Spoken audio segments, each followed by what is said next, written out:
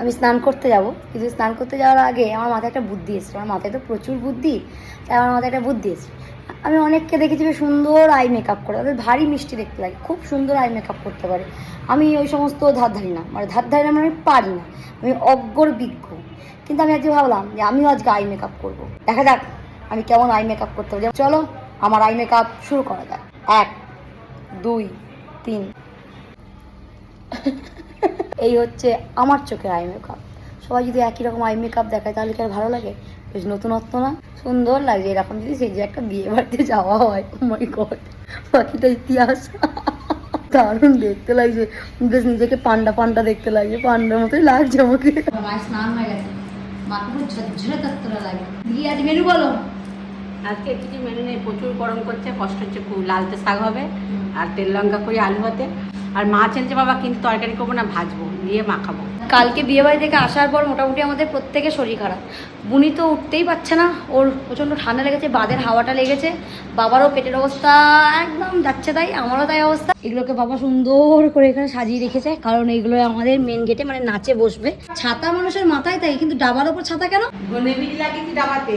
ধনে বীজ লাগিয়ে ছাতা দিয়েছো কেন? বেশি রোদ দেওয়া যাবে না, তাতে ধনে বীজ বেরোবে না। আজকে বাবা মাকে হেল্প করেছে পাট শাকের পাতাগুলো ডাঁটা থেকে ছাড়িয়ে দিয়ে। আমাদের বাড়িতে পাট শাক খেতে সবাই ভালোবাসে, একমাত্র আমি ছাড়া। এবার চানটা করে অনেকক্ষণ ধরে বক বক করছি। এটাই আমার বাবা, টিভি চালিয়ে ঘুমাবে। টিভিটা তুমি বন্ধ করতে দাও, চক্র চক্র খুলে দেবে, ম্যাজিকের মতো চোখটা খুলে দেবে। আমার মা বলবে হ্যাঁ গো, তুমি তাহলে টিভিটা বন্ধ করে ঘুমাও, কারেন্টটাও করে না, তুমিও নিশ্চিন্তে ঘুমাতে পারো। হ্যাঁ আমি টিভি দেখছিলাম। বলো তুমি চোখটা বন্ধ করে টিভি দেখছিলে? হ্যাঁ আমি শুনছিলাম, আমার চোখে লাগছিল তাই আমি চোখটা বন্ধ করেছিলাম। এটা কিন্তু বাবা বেঘরে ঘুমাচ্ছে, কিন্তু টিভিটা তুমি বন্ধ করতে দাও, ম্যাজিকের মতো চোখটা খুলে দেবে। কি বলবে টিভিটা চালে আমার ঘুম আসে না, টিভি চলে তবে বাবা ঘুমাবে। আমার স্নান হয়ে গেছে।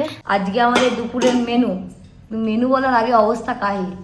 কারেন্ট নেই, গাছের পাতা নড়ছে, সাদা ভাত, পাট শাকের ঝোল, আলু ভাতে, মাছ মাখা। এখানে মা লঙ্কা দিয়ে মাছটাকে দিয়ে রেখেছে, সাইডে পেঁয়াজ কেটে রেখেছে, কারণ আমাকে আগে তুলে দেবে, তারপর মারা পেঁয়াজ মাখাবে।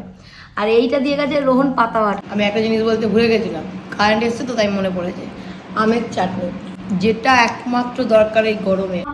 ব্লাউজটা আর এর সাইডটা খুব সুন্দর আছে। মা এখন আমাদের ভিডিও দেখছে, বাবা আর মা এখন এখানে বসে বসে ছানা খাচ্ছে, আর আমি সারা দিন আজকে ঘুমিয়েছি। আমি বুঝতে পারিনি আমার এত ঘুম কোথায় ছিল, এত ঠান্ডা লেগেছে যে সারা দিন আজকে ঘুমিয়েছি। মা এখন এখানে রাতের বেলা মুড়ি খাওয়ার জন্য করছে বেগনি। রুটি করেনি কারণ ভাল লাগছে না রুটি খেতে, একই ঠান্ডা লেগেছে। দি মা তাহলে বেগনি করবো, আমি তাহলে হ্যাঁ বেগনি করো।